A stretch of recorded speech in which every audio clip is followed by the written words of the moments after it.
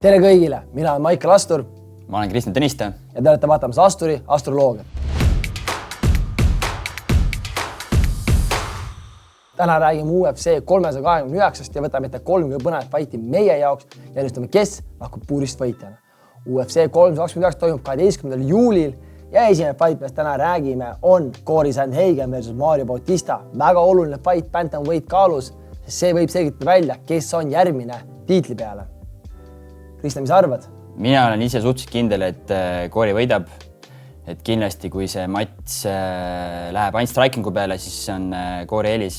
Ma näen ainukest võimalust siis, kui nii-öelda vastane siis läheb maaldama, otsib lõpetust. Aga nagu näha, siis eelmine fight, kui nad fightisid, siis sai Cory hoopis lõpetuse maas, nii et ei teagi täpselt. Cory tuleb siis kaotus pealt, kaotas viimati Merab Dvalishvilile tiitlifaidis, selle vastu Bautista võitis viimati Vinicius Oliverat teise raundi kägistusega. Ja nõustun sinuga selle koha pealt, et kui asi on strikingus, kui Cory suudab kaitsta ära need mahaviimised, hoida seda fighti püsti, siis ei tohiks olla küsimust. Bautista sellise väga ebamugava stiili ja pidevalt survestab peale, hoiab sind puuri, vastas natuke nagu raiskab aega, aga samas kogu punkte siuke tark fighter, aga võib-olla mitte rahva lemmik. Aga võin ka nii palju öelda lihtsalt, et Cory't on väga raske kätte saada. Esiteks, tead isegi on ju, ruumi on palju ja väga raske on nagu leida seda nagu momenti maadelda, kui inimene liigub väga hästi, vahetab külgi. Et selles mõttes tuleb huvitav fight, aga mina arvan ikkagi, et see tuleb suht selline ühepoolne. Ja mina nõustun Kristjaniga nii, et selle fighti võidab Cory Sandhagen otsusega. Ja co-main event Paddy the Baddy versus Benoit Saint-Denis. Paddy comeback fight peale Gaethje vastu saadud kaotust.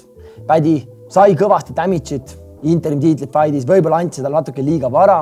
Selle vastu Benoit Saint-Denis 4 võitu järjest ja kõik lõpetusega. Mis arvad? Ja huvitav, ma ei tea, kuidas nüüd Paddy kaotusest välja tuleb. Sellisest kaotusest on ju.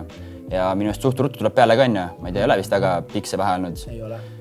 Aga jällegi teine, ma arvan pigem enamus alaindavad teda, aga ma arvan, et ta on väga ebamugav vastane. Survestab ka väga järsku maadlussurve, palju lõpetusi. Ja ma arvan, et miskipärast arvan, et Paddy, aga ma arvan, et see tuleb väga selline tasavägine. Ma arvan, et see läheb lõpuni. Arvan sama, arvan, et seal ei tule midagi lihtsalt. Benoit on selline korralik tööloom, nagu sa ütlesid, ei astu sammugi tagasi. Paddy jällegi näitas, et suudab matsu võtta kõvasti, kas suudab ka nüüd anda. Pigem usun, et Paddy suudab võtta selle fighti ära, isegi kui see on püsti, nii et selle fighti võidab Paddy the Baddy otsusega. Ja peamatch, fight, mida on palju oodanud. Conor McGregor versus Max Holloway. UFC suurim staar on tagasi ja võiks öelda isegi fight spordi suurim staar on tagasi. Conor oli siis viimati puuris 2021 aastal, kui kaotas mõlemad fightid Dustin Poirierile viimane jalaluu murruga. Selle vastu Max Holloway oli viimati puuris Charles Oliveira vastu, kui kaotas on BMF tiitli. Max on olnud aktiivne, fightinud pidevalt, teinud 2 kaalus featherweight'is, lightweight'is, fightinud maailmameistri vöö peale, BMF vöö peale. Mees on teinud kõike, aga nüüd selline raha fight. Mis arvad? Elu on näidanud, et Conorile tekitab probleeme vastased, kes kestavad hästi ja kuna on 5 raundi, siis kõik kaardid mängivad Maxi kasuks, aga Conori puhul ei saa kunagi nagu selles mõttes, et ta on ikkagi nagu esimesed 2 raundid väga ohtlik, väga teravad löögid on ju, aga ma arvan, et ei ole enam see, kes ta varem oli.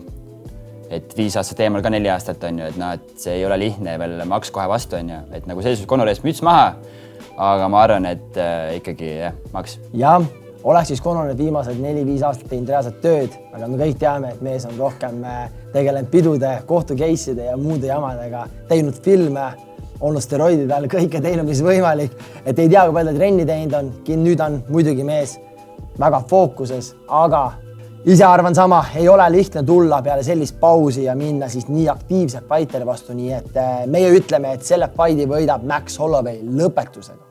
Ja siin see on, need on meie UFC 329 ennustused, ehk siis ütleme, Cory Sandhagen võidab otsusega, Paddy the Baddy võidab otsusega ja Max Holloway võidab lõpetusega. Mina paneksin oma panused neile 3 fighterile. Jätke kommentaaris, mis teie arvate ja näeme järgmises episoodis Asturi astroloogiaga.